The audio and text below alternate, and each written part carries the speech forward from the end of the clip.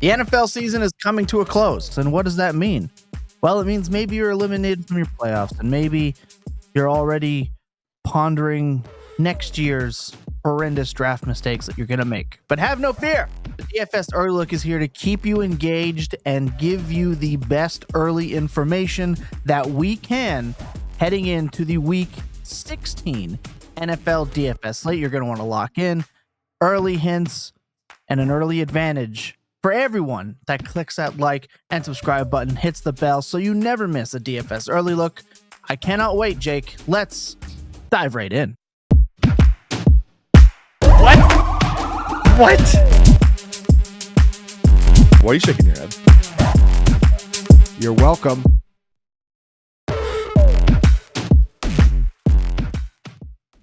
Yes, week 15 was something. A bunch of early games that, were not great. The early games were not great this week. The afternoon games, phenomenal. Week 16 on the way. Jake, the man who writes the DFS Early Look at FantasyPoints.com. That link will be in the description as soon as that article comes out. What do you have starting us off at quarterback for week 16? Yeah, certainly means some Joe Burrow this week. The Bengals-Browns game is shaping up as the premier DFS game stack of the Week 16 main slate, offering a total that's 2.5 points higher than the next closest slate-eligible game. And we know that Burrow's playing out of his mind. He's averaging 26.7 DraftKings fantasy points per game since Week 10, a mark that would lead all slate-eligible quarterbacks fairly easily over the full season. Burrow hasn't scored more than 20 DraftKings points against Cleveland since 2020, but he does have a great schematic matchup here. He averages the 6th most fantasy points per dropback and the 4th most fantasy points per game against single high defenses this season, which Cleveland runs at the league's second highest rate. The Bengals are still fighting for a playoff spot here, so I expect them to remain hyper aggressive, regardless of who Cleveland trots out at quarterback. But if we get Jameis Winston on the other side of this game, there will certainly be some fireworks, which obviously makes Joe Burrow a great tournament play in DFS. Yeah, it also feels like the Bengals are stat padding at least a little bit. I mean, the Chase Brown touchdown at the end of the game, which thank you for that, by the way. We needed that, was truly diabolical work. So it is quite clear to me that they are out there to run it up a little bit, and we love that for DFS. Let's talk running back, and we have to pour one out for David Montgomery, an absolute superhero for fantasy the last couple of years, especially down the stretch. Gonna have to go somewhere else, and it just so happens, Jake, that Detroit has this other guy who's pretty good. Yeah. With Montgomery likely out for the year, Gibbs is left to man the most valuable backfield in fantasy. And we really can't understate how valuable this role could be for Jahmyr Gibbs. He was already fantasy's RB4 by fantasy points per game, while locked into a true 50-50 committee with David Montgomery. If Gibbs claimed just 60% of backfield expected fantasy points and maintained his current efficiency, he would average 23.8 DraftKings fantasy points per game. That would be good for RB2 over the full season. If he earned 70% of backfield expected fantasy points per game, he would average 27.6 DraftKings fantasy points per game, the most of any running back since 2019 Christian McCaffrey. And if we ascribe him much more work than that, he's going to get into truly mythical, we're talking 30 plus DraftKings fantasy point per game territory here. The usage and player talent is so damn good that I really don't find myself caring much about the matchup or the game environment. But both of those things do align for Gibbs this week. The Lions are favored by 6.5 points, and the Bears rank as the 5th softest schedule adjusted rushing matchup since week 9. Gibbs pretty easily is one of the best running back plays we've seen all season in week 16. And with the loss, they can't take it easy because Philadelphia is coming for the 1 seed. And I believe the backup running back is a rookie two-way player. So Jahmyr Gibbs, you are up to bat, if you would. Let's talk about another running back who I don't know what's going on with DraftKings and the RB7 price, and FanDuel a little bit better with the RB5. The disrespect is insane for James Conner. All this guy does is just dominate backfield touches, and he's on the list this week. Oh, absolutely. Yeah. Conner makes for an easy click in week 16. He's coming off the best usage of any running back in the NFL last week, and he draws the best possible matchup. The Panthers rank as the single softest schedule adjusted matchup for opposing running backs this season, allowing a league leading 173 rushing yards per game and a league worst 5 yards per carry. The Cardinals are 4-point favorites in this contest, and Connor has seen his fantasy points per game jump 19% in wins since 2022. Everything's lining up for Connor in this spot, and I'd expect him to be one of the week's highest owned running backs as a result. He should absolutely smash this week. Let's talk wide receiver, and you're going to make a lot of people nervous here, Jake, because there is some foul stench coming off of this last week's performance in a standalone, nationally televised game. We had this man put up a donut, but you have an instinct here, and I'm going to tend to trust it. Let's talk about it.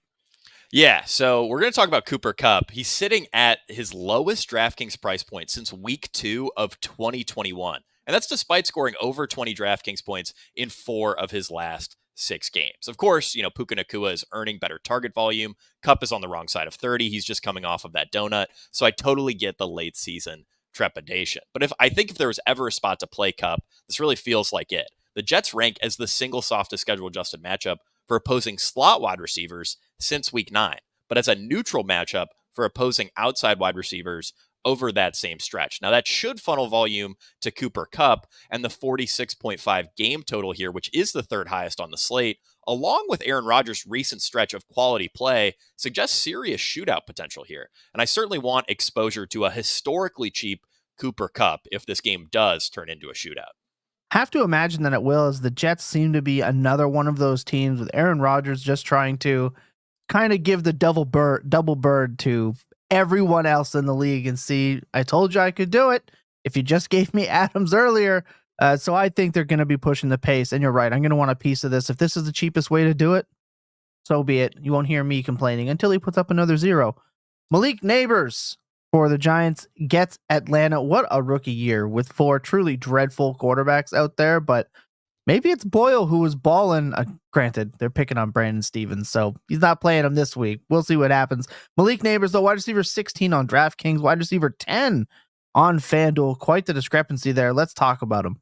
Yeah, so Drew Lock, Tommy DeVito, they're both dealing with injuries. That might lead to Tim Boyle, as you already mentioned, quarterbacking the New York Giants in Week 16. Not too worried about Boyle's impact on Nabers. Nabers can still get his fantasy points with Boyle at quarterback with just one half of work. Nabers turned 8 Tim Boyle targets into 16.3 DraftKings points in Week 15. But regardless of who's playing quarterback, Nabers is just way too cheap at 6,100 on DraftKings. He leads all players at all positions in expected fantasy points per game. And even if we just look at the last 5 weeks, Nabers is the wide receiver 2 by expected fantasy points per game. And his 17.5 DraftKings fantasy points per game over that stretch would rank 8th best among slate eligible wide receivers over the full season. So this is a clear discount for Malik Nabers. And now he's a 10-point underdog against Atlanta, who ranks as the second softest schedule adjusted matchup for opposing wide receivers since week 9. The volume and matchup for Nabers should be elite in a game where New York will need to throw early and often. I expect him to pop as one of the top projected values at the wide receiver position this week. Some might call him a baller for those on a budget, if you would. Let's talk about baller on a budget. Dynasty favorite Brenton Strange is just in the Evan Ingram role. This role is, I don't even want Doug Peterson to be fired because, my gosh, this man loves throwing 5-yard passes to tight ends over and over and over again. Brenton Strange gets Vegas this week, 3,500 tight end, 15 FanDuel's tight end, 12. Let's talk about it. Yeah, so as we know, Ingram's out for the year. Strange just led all tight ends in expected fantasy points in Week 15. He finished the week with a 78% route share, 12 first read targets, and 18.3 DraftKings points. It's incredibly rare to see that kind of usage, especially from a punt tight end. There have only been 4 instances of any tight end earning 12 or more first read targets in a game this season. And those names include guys like Trey McBride and Brock Bowers. So again, we really don't see this kind of usage for punt tight ends. And in Week 16, he draws a Raiders defense that ranks as the second softest schedule adjusted matchup for opposing tight ends since Week 9. Even if his usage doesn't quite stick, the salary savings we get from rostering a player like Strange enables us to pay up for the stars of the slate. So there are a lot of reasons to like Brenton Strange this week. If he finds the end zone with this kind of usage, look out, because that's the tight end 1. Something we love. If you just loved putting Evan Ingram as a cheap tight end 1 option every single week, Brenton Strange absolutely can do that. He's done it every time Ingram has been out this year. He has been a fantastic value every time we've gotten to play him. Well, that's going to do it for the Week 16 DFS Early Look. Of course, as I mentioned, if you want the full article, if you want all of the juicy details for this slate early, Jake Tribbey's DFS Early Look article will be up at FantasyPoints.com. That link is in the description. We have tons of discounts to get you in there on the site for the rest of the year and see what we have going at Fantasy Points. Of course, as I mentioned at the top of the video, hit like, hit subscribe, hit the bell. Let us know what you do and don't like. Let us know who to put on the thumbnail moving forward. With that being said, remember that clear eyes and full hearts can never lose, and your best days are always spent tilting. Enjoy Week 16.